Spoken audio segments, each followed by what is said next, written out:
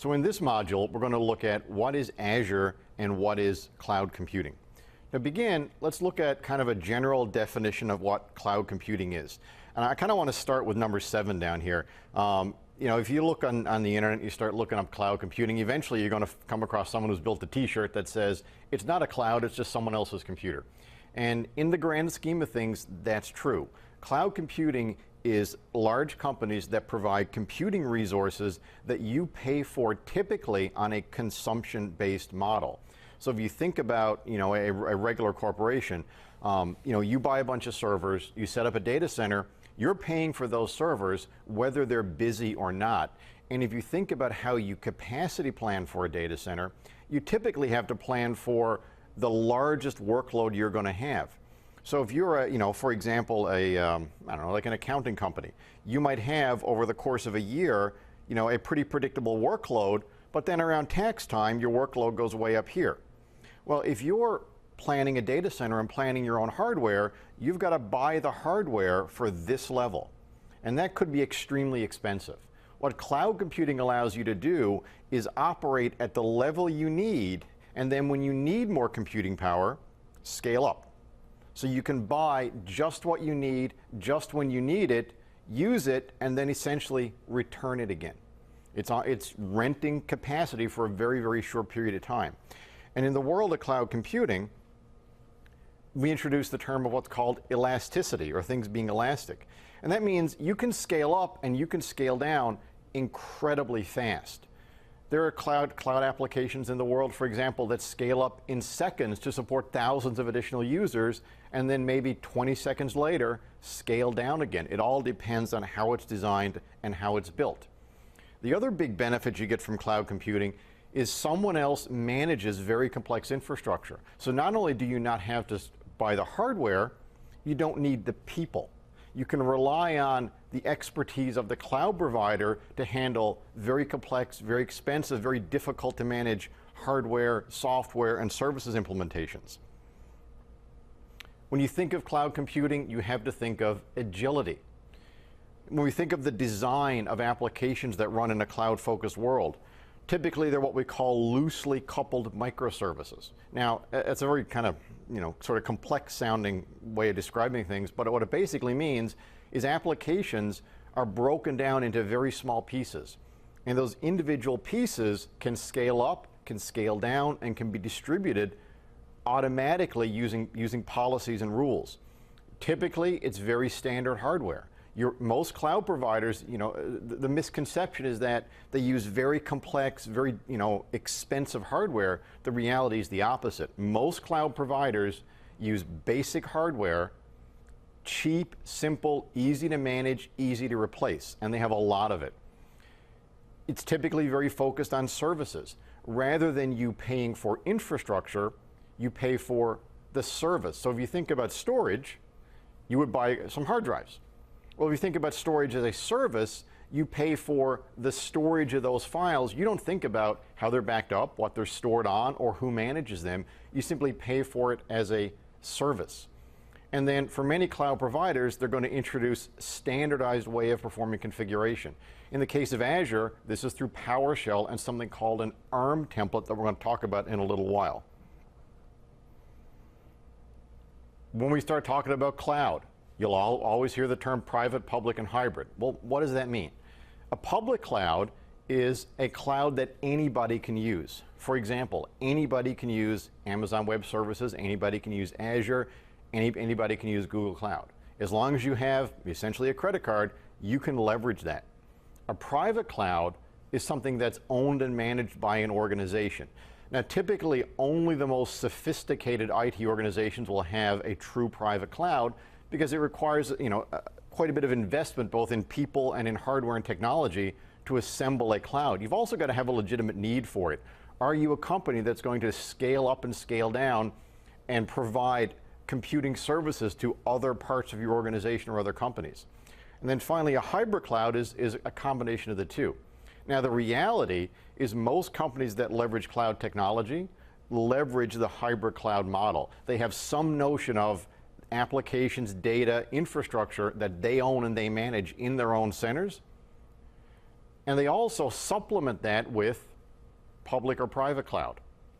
So going back to my accounting example from a few minutes ago, here we are. If I'm that accounting firm and I look at my workload and I go like this, I might buy the hardware to be able to operate at my average level throughout the course of the year. And I may run my accounting applications on that hardware, for 9 months or 10 months or 11 months of the year. But during that 1 or 2 months of accounting season, I may purchase public cloud capacity to supplement my hardware. Now, this is the reality that most companies are in. They have some infrastructure on site, they have some applications on site, and they'll leverage public cloud so they can scale up, allowing them to invest at a more realistic level in the hardware they need on their own locations. Now, when we think about what's in a cloud, well, what are the typical services that a cloud provide? And again, defining some of the acronyms that typically relate to cloud. The first one we're going to work with is called infrastructure as a service. We're going to start with the second one here on the list. Infrastructure as a service refers to providing you with the ability to run what is essentially virtual machines. So I'm going to give you a network where you can install things like Hyper-V virtual machines or other types of virtual machines, and you can run them and manage them, but you don't have to buy the underlying hardware. But you're responsible for things like updates, patches, configuration, security. We then have the notion of platform as a service. And platform as a service it's a little more abstracted. So maybe this is not a virtual machine where it's, you manage the operating system. Maybe platform as a service is, I'm giving you access to databases and websites. So it's services that run within operating systems, so you don't have to worry about, for example, patching a SQL server. You just subscribe to a database. But then you have to build the application to write, to manage, to read data, to add things. You have to build the app that uses the database. Software as a service takes it to a more abstracted level. And this is when you begin to think about, I want to go online and I want to subscribe to a web-based accounting package, or a web-based travel package, or in the case of Microsoft Office 365, web-based versions of Word, Excel, and PowerPoint. You're not worrying about the infrastructure it's running on. You're not worrying about the databases and the web servers. You're subscribing to the complete package based on how you use it. So if you've ever gone online and used a travel site like Expedia, that's to a degree software as a service. If you've ever used Salesforce.com, if you've ever used Office 365, if you've ever used QuickBooks Online, these are all examples of software as a service. And then finally, some companies offer what are called packages as a service. So this combines a combination of all three. For example, disaster recovery. There are companies that will offer disaster recovery as a service, where they'll manage your entire infrastructure, all your data, all your apps, and give you the ability to recover that immediately regardless of what it is. So you don't have to think about it. You simply subscribe to a service level for whatever combination of packages that you want. When we think about what options we have at a more granular level of detail, what are the compute options up in the cloud? Well, the first one is a virtual machine. Now this is, for most people who think about cloud, especially IT pros that think about cloud, virtual machines are the first thing that comes to mind. I don't want to deploy Hyper-V and storage and networking in my data center. I just want a place to run my virtual machines. I have a virtual machine, it has a piece of software, maybe it's Linux, maybe it's Windows. I just want a place to run it.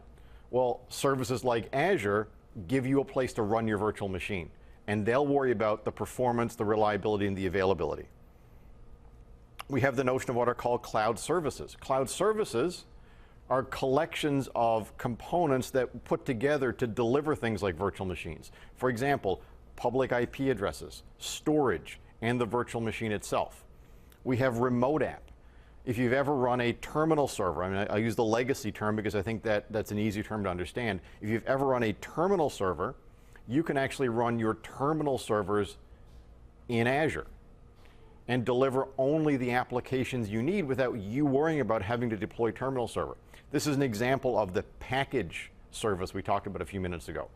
We have the service fabric, which allows you to distribute application data, and something that's fairly new is something called the Azure Container Service.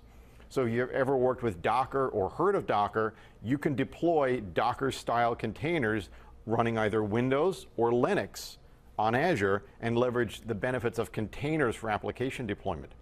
And then finally, we have something called the app service.